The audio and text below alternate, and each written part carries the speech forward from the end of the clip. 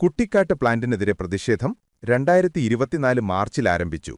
തുടർന്ന് മെയ് മാസത്തിലും അതിശക്തമായി തുടരുകയായിരുന്നു. ഈ കാലയളവിൽ സമൂഹത്തിന്റെ ക്ഷേമത്തെ യഥാർത്ഥത്തിൽ പരിഗണിച്ച ചില സഭകളിൽ നിന്ന് പ്രധാനപ്പെട്ട ഇടപെടലുകളുമുണ്ടായി. അവരുടെ സന്ദേശങ്ങളിൽ നിന്നെടുത്ത ചില പ്രധാന ഭാഗങ്ങൾ ഇവിടെ ചേർക്കുന്നു. ഒരു സമൂഹത്തിന്റെ അതിജീവനത്തിന്റെ പ്രശ്നങ്ങൾ ഗൗരവമായിട്ട് എടുക്കുവാൻ അധികാരികൾ എന്ന് പറയുമ്പോൾ അതിനകത്ത് രാഷ്ട്രീയക്കാർ വരും, ഉദ്യോഗസ്ഥർ വരും, സർക്കാർ ഉൾപ്പെടെയുള്ളവർ, സർക്കാരിന്റെ ഭാഗമായിട്ട് പ്രവർത്തിക്കുന്നവരൊക്കെ പണം വാങ്ങിയും അല്ലാതെയും ഒക്കെ വളഞ്ഞ വഴിയിലൊക്കെ അവകാശങ്ങളും അധികാരങ്ങളും അനുമതികളും ഒക്കെ ഇങ്ങനെയുള്ള പ്രസ്ഥാനങ്ങൾക്ക് കൊടുക്കുമ്പോഴാണ് സാധാരണ ജനങ്ങൾ വലഞ്ഞു പോകുന്നത്. ഒരു ചെറിയ സർട്ടിഫിക്കറ്റ് കിട്ടുവാനായിട്ട്, ജനന സർട്ടിഫിക്കറ്റും മരണ സർട്ടിഫിക്കറ്റും ഒക്കെ കിട്ടുവാനായിട്ട് നമുക്ക് ഓഫീസുകൾ ദിവസങ്ങളോളം കയറിയിറങ്ങേണ്ടി വരുന്ന ഗതികേടുള്ളപ്പോഴാണ് ധാരാളം പണമൊക്കെ വാങ്ങി മനുഷ്യനും പ്രകൃതിക്ക് നാശമുണ്ടാക്കുന്ന ഇത്തരം വികസന പദ്ധതികൾ എന്ന് പറയുന്ന പദ്ധതികൾക്ക് അധികാരികൾ NOC കൊടുക്കുന്നതും അനുമതി കൊടുക്കുന്നതുമൊക്കെ. അതുകൊണ്ട് ഇത്തരം പ്ലാന്റുകൾക്ക് ഇന്ന അനുമതിയുണ്ട് എന്ന് പറയുന്നതൊന്നും ഉപ്പ് തൊടാതെ വിഴുങ്ങുവാനായിട്ട് നമുക്ക് സുബോധമുള്ളവർക്കൊന്നും സാധിക്കുകയില്ല. ഇവിടെ പ്രശ്നങ്ങളുണ്ട് എന്നുള്ളതിന്റെ തെളിവാണല്ലോ നാട്ടുകാരിങ്ങനെ സംഘടിക്കുന്നത്. ദുസ്സഹമായ ജീവിതമാണ്, ദുർഗന്ധം, നമ്മുടെ ശ്വാസകോശത്തെ ബാധിക്കുന്ന തരത്തിലുള്ള മലിനീകരണം. അതിന് തെളിവൊന്നും ആവശ്യമില്ല. ഇവിടെ ഒരു 5 മിനിറ്റ് നിന്നാൽ മതി.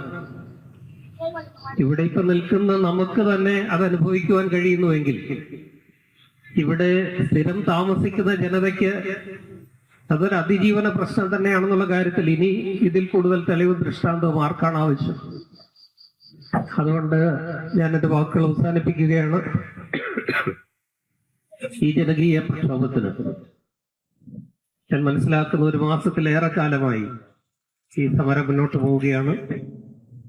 നിങ്ങൾ എത്ര നാൾ സമരം ചെയ്താലും അതിന്റെ അന്ത്യം വരെയും ലക്ഷ്യം കാണുന്നത് വരെയും ഈ സമരത്തോടൊപ്പം ഞാനും ഉണ്ടാകുമെന്ന് ഉറപ്പ് നൽകിക്കൊണ്ട് ഇതിന്റെ വിജയത്തിന് എല്ലാ ആശംസകളും നേർന്നുകൊണ്ട് ഞാൻ എന്റെ വാക്കുകൾ അവസാനിപ്പിക്കുന്നു. ഈ പ്രതിഷേധ സംഗമം, ജനകീയ സമരം ഔപചാരികമായി ഉദ്ഘാടനം ചെയ്ത് എന്റെ വാക്കുകൾ അവസാനിപ്പിക്കുന്നു. നന്ദി, നമസ്കാരം. ഞാൻ ഉടനെ ഇവിടെ നിന്ന് പോകുമ്പോൾ നിങ്ങൾ എന്നോട് ക്ഷമിക്കണമെന്ന് അഭ്യർത്ഥിക്കുന്നു. ആരോഗ്യാവസ്ഥ എങ്ങനെ ആയതുകൊണ്ടാണ്. നീതിയുടെ പക്ഷത്ത് നിൽക്കുന്നവരാണ്. അതുകൊണ്ട് ഇവിടെ നടക്കുന്ന ഈ പ്രതിഷേധ യോഗം അത് നേരിന്റെ പക്ഷത്താണെന്ന് വ്യക്തമാക്കി മനസ്സിലാക്കിക്കൊണ്ട്, അത് നീതിയുടെ ഭാഗത്താണെന്ന് മനസ്സിലാക്കിക്കൊണ്ടാണ് ഞങ്ങൾ ഈ പ്രതിഷേധ പരിപാടിയിൽ പങ്കെടുക്കുവാനായിട്ട് തയ്യാറായിട്ട് മുന്നോട്ട് വന്നത്. മനുഷ്യന് ജീവിക്കുവാനുള്ളതാണ് ഈ ഭൂമി. മനുഷ്യന് ജീവിക്കണമെങ്കിൽ സ്വച്ഛമായി സ്വസ്ഥമായി ജീവിക്കുവാനുള്ള ഒരു അന്തരീക്ഷം ഉണ്ടാകേണ്ടുന്നത് ആവശ്യമാണ്. അപ്രകാരമുള്ള ഒരു അന്തരീക്ഷത്തിന് എപ്പോൾ ഭീഷണിയാകുന്നുവോ അപ്പോൾ തീർച്ചയായിട്ടും അതിനെതിരായി മനുഷ്യ ശബ്ദവും മനുഷ്യരോക്ഷവും ഉയരേണ്ടുന്നത് ആവശ്യമാണ്. ഇന്ന് ഈ സന്ധ്യയിൽ നാം കാണുന്നതാണ് ഈ ഭാഗത്തെ മനുഷ്യവാസത്തിന് ഭീഷണിയായിരിക്കുന്ന ഒരു മഹാവിപത്തിനെതിരായിട്ട് ശബ്ദമുയർത്തുവാൻ, നമ്മുടെ ആശങ്കകൾ അറിയിക്കുവാൻ, സ്വസ്ഥമായി സ്വച്ഛമായ വായു ശ്വസിച്ചുകൊണ്ട് ആരോഗ്യത്തോടുകൂടി ഈ ഭൂമിയിൽ ജീവിക്കുവാനുള്ള നമ്മുടെ അവകാശത്തെ നമുക്ക് ക്ലെയിം ചെയ്യുവാൻ, ഇങ്ങനെ ഒരു ക്രമീകരണം ചെയ്യുവാൻ ഇതിന് പിന്നിലെ ആൾക്കാർക്ക് ദൈവം തോന്നിച്ച എല്ലാ കൃപകൾക്കാണ് ഞാൻ ദൈവത്തിന് സ്തോത്രം ചെയ്യുന്നു. 12 വർഷം ആയി എന്നാണ് ഞാൻ മനസ്സിലാക്കുന്നത്. ഞാൻ ഈ പ്രദേശത്ത് വന്നിട്ട് 2 വർഷമേ ആകും.